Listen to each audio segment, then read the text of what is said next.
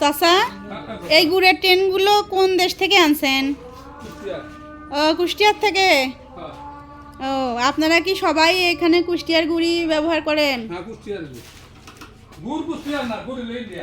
ও গুড় ইন্ডিয়ার, কিন্তু ওই কুষ্টিয়া দর্শনা বর্ডার দিয়ে আসে। ও এগুলো হচ্ছে টিন নিয়ে আসেন আপনারা, তারপরে এই যে জাল দিয়ে এটা তৈরি করেছেন, ডিবি তৈরি করেছেন, তাই না? ও এগুলো ওখান থেকে আনেছেন তৈরি করা জিনিস।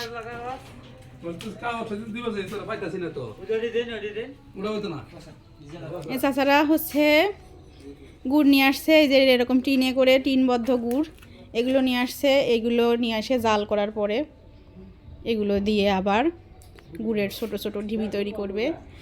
ওই যে আগে দেখে এসেছি এই টিনগুলোই কেটে কেটে ওনারা জাল করে ঢিবি তৈরি করে গুড় প্রসেস করে বিক্রি করছে বাজারে।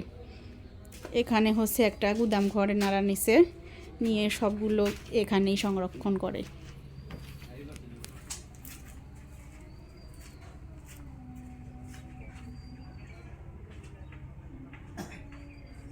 এই গুড় সারা বাংলাদেশে এরা সেল করে, এখানেই প্রসেস করে তৈরি করে